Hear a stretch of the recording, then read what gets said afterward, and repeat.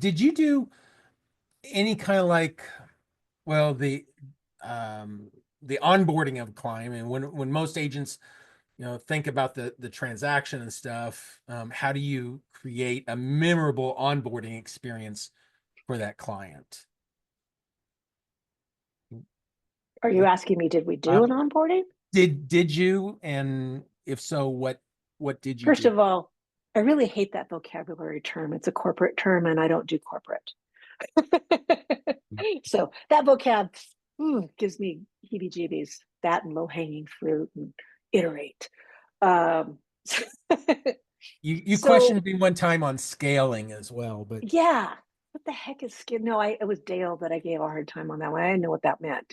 I couldn't grasp it. And I'm not a dumb bunny, but I couldn't grasp it because I've never been in the corporate world. So anyway, my analogous to onboarding is just um, creating that relationship, that professional relationship. And part of it is setting down the ground rules so they understand what to expect from us. Yeah. And the other part of it is giving them the resources so that whatever part of the transaction they're in, selling or buying, they had the information and the professionals um, right from the get-go. Yeah. So for buyers, as an example, part of their beginning with us is setting them up with the lender, setting them up with the right insurance people, going through the purchase contract with them, even though they haven't even started looking for houses yet, right? Getting them to understand what they're going to experience in the transaction, right? How the inspection is going to help them from making a really horrible mistake, how we help them to understand the value of the house, and then how we help them to understand that that's not going to matter because they're going to have to pay more than that anyway, right? And right, letting them to understand that they can choose to not do that, pay above the comparables. That's their choice, but that means they're probably not going to buy a house, and that's their choice too. That's okay, right? We'll not work with them, but we want them to understand what their choices are. So we go through all of that in a first meeting. It takes like an hour, and they're only going to hear about 10% of it, which is cool. And then we follow that up with a series of timed educational emails reminding them, you do need to do this, and this is what you're going to be hearing, and all of that stuff. So I guess that's what the onboarding is, yeah. that process. For us, I mean, if we were to take a look at that, and take a look at your system of that process, the checklists and things that you might want to, make sure they have ahead of time. What are the things that you communicate over time as they're going through the process? Those are all onboarding type Yeah.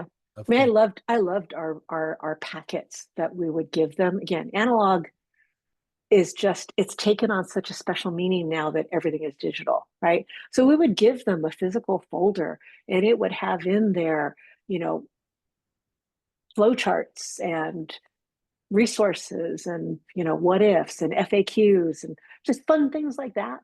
That was part of our, I guess, onboarding. Still don't like the vocab term. Yeah, well, whatever you want to call it, it's a matter of making it feel good. They can bring it to their home. They can sit back, sip some Yeah. coffee, look at it, Yep. in a comfortable chair, and not worry about, having to bring it up on their computer or whatever. Now, I mean, a lot of people watching this are going to be new agents without the financial wherewithal to create a beautiful analog, folder. And that's okay. You don't have to start there, but your mind should be thinking about this.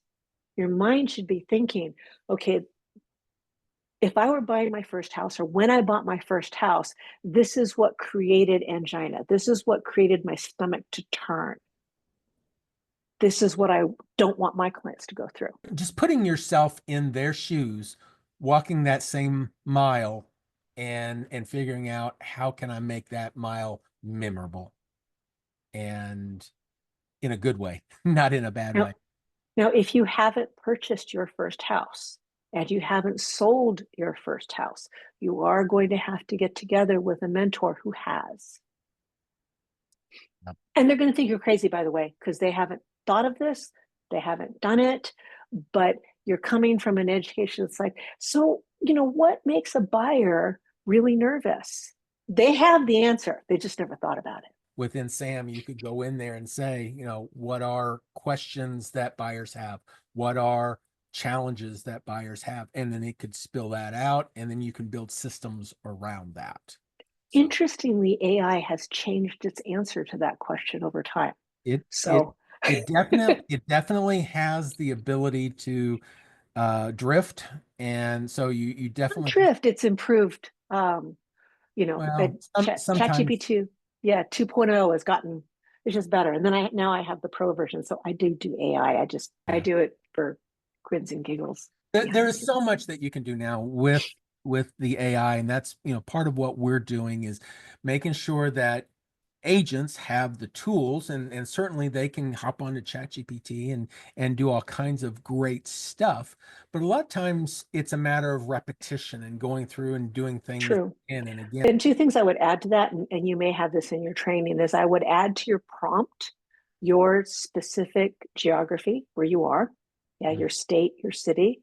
And then I would actually run those things by your mentor or your office manager, because AI still doesn't have the social nuances that an experienced agent in your local area will have.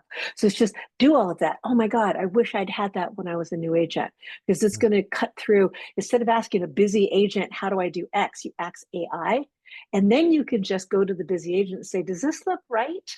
And then they can say, well, yeah, you shouldn't do that one because you'll have some haters if you do that.